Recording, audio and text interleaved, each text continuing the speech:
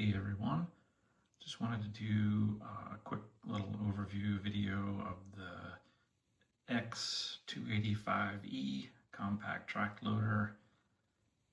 This is a fully 3D printed model, 1/14 scale. It has all the standard track loader features. The boom's activated by a couple actuators, and the bucket curl is done by some N20 gear motors that are embedded in the attachment mount. It features a equalizer bar style suspension, just like the real ones. So you get some articulation there. It really kind of helps the stability when you're carrying a load and whatnot. It has the ability to run some powered attachments, which are coming in the future. Basically, you can run 2 servos from this, or you have 6 wires to work with, power and ground. So that stuff will be coming in the future. Then you've got a fully detailed interior that works with a brooder driver figure. The door actually opens and can be removed just like the real one. You can see in here some of the details of the interior. It's all there. Looks pretty good. There's actually a mirror in the top that works and a little LCD display up there. So lots of realism in here. In the back, we've got removable covers. They're held on by magnets, so it's really easy to get to. And the tracks are 3D printed. In this case, it's an 85A TPU. These actually work really well, and for this model at least, and there's a couple different styles that come with the files.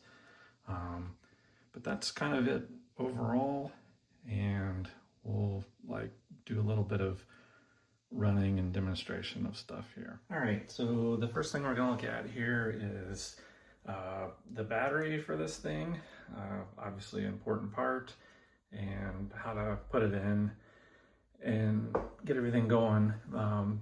The batteries, you can actually fit these 2200 shorty packs. I put them in the build documentation. There's just enough room for these, and it's a good beefy pack, adds a little more weight, and yeah, it gives you a good bit of runtime. So you just need to take off the rear covers, which are held with magnets. That's super easy. Slide the battery in all the way, and then you kind of loop the leads up here up top, and then there's a nice convenient XT60 bulkhead connector here that you plug the battery in with.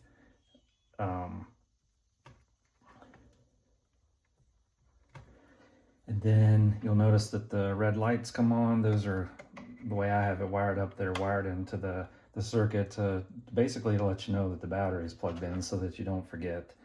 And then you put the covers back on, and it's ready to run at that point.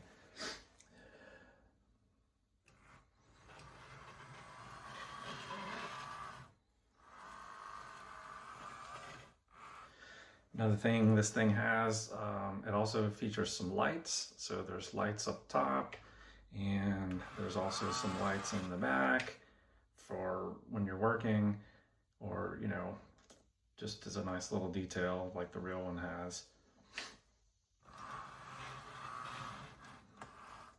I should also mention too that the weight of this model with the battery and everything ready to run is 3 pounds and 10 ounces, which is a pretty good weight for it considering its size. The scale construction vehicles really struggle to have a scale weight, and that always kind of works to their disadvantage. So it's one of the reasons I had the lead weight added to the front to kind of help the overall balance, and also just to give it a little bit more heft so that it kind of functions more. All right, now we'll talk about the functions of the thing and the basic movements that it makes. Obviously, you know, you've got your bucket curl that gets the bucket up. The bucket is set up to have limit switches on both ends of travel. So in a combination of using the limit switches and also setting up the radio correctly to get the speed for the motors right, you should not really damage anything by running it to the extent because of the limit switch and the speeds of things. As mentioned, the boom is done by a couple linear actuators. They're pretty straightforward. They are a little bit slowed down as well, just for kind of realism, but also it helps kind of preserve the motors from getting overloaded if you stall it out for some reason. There's plenty of power in these things, more than the model can actually handle. So dialing them back a little bit is pretty helpful.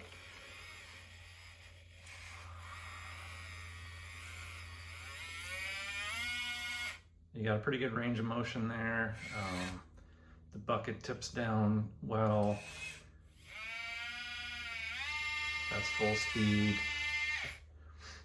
And then full speed on the lift.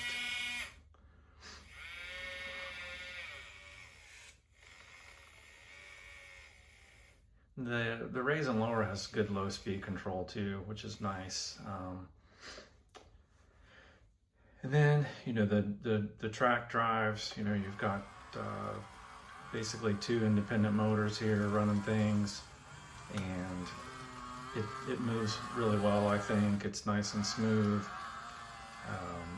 And it also has really nice low speed control, which, you know, for doing realism with these models is nice, I think.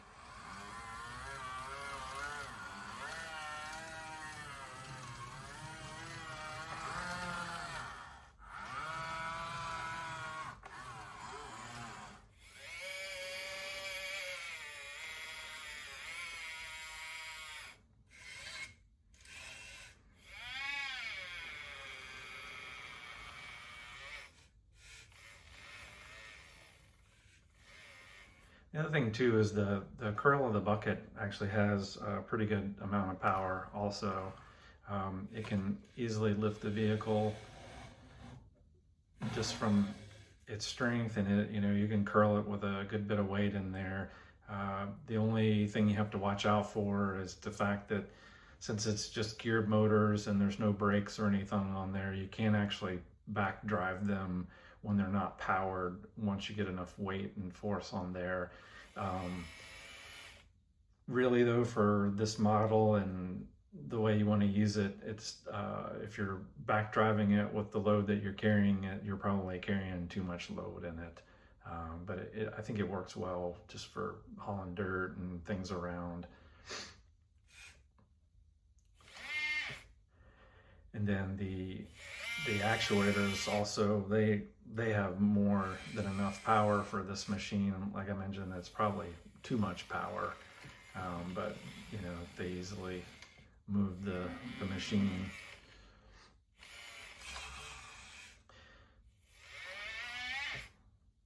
But that's kind of the overview of the functions.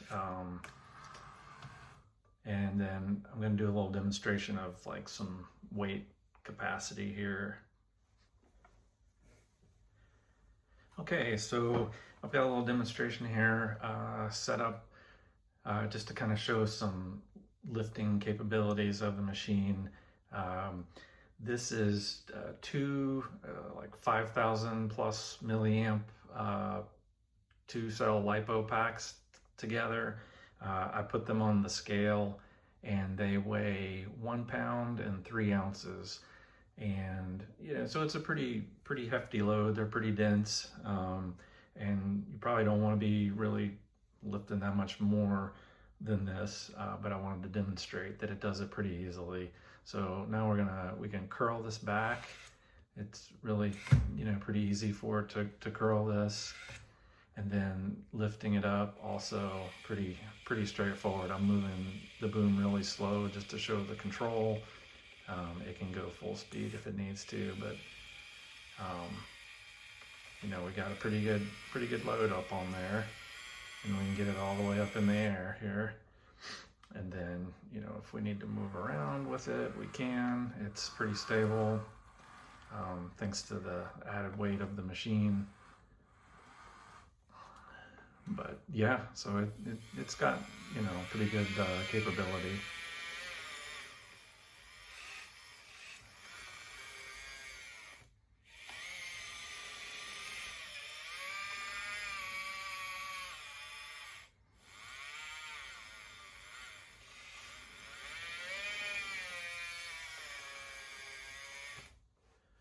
Well, that about does it. Just wanted to, you know, throw a quick demo together and discuss some of the features of the model. If you're wanting to build one of these, the files are available on YouMagine.com. That's the exclusive place where I have those for sale. And with those files, you get a bill of materials that has hopefully all the current sources for getting the parts. Sometimes those change, and I try to keep the list updated as stuff changes if people point that out. It also comes with a 120 plus page build manual with lots of pictures and lots of information about putting the model together and being successful with it. I think it's important to document these things so that people can have a good build experience. But yeah, that's all there. And, you know, again, in the future, I'm looking to do some attachments. I think what I have envisioned is I would like to do a non-powered attachment bundle that will probably get released first, and it'll be like a larger bucket, some teeth, forks, like a land plane that would be nice to use, and maybe like a screening bucket or two, but it'll just be like a little bundle like that, just for a few bucks to add on. And then I want to do some powered attachments. What I've got kind of planned that I want to do is I'd like to do a powered broom. That'll be pretty nice for in a typical skid steer type attachment. And then I also would like to do like a box grader that you can kind of do a little bit of grading work with this, which is another good application for these things. Anyway, that's kind of what we're looking at for the future of this. But anyway, that's going to do it for this, and thanks for your interest. And if you have questions, you know, post a comment, or in the build manual, there's a link to a Facebook group centered around this build project. You can join that and add questions there. But anyway, thanks for your time and your interest, and we'll see you guys later.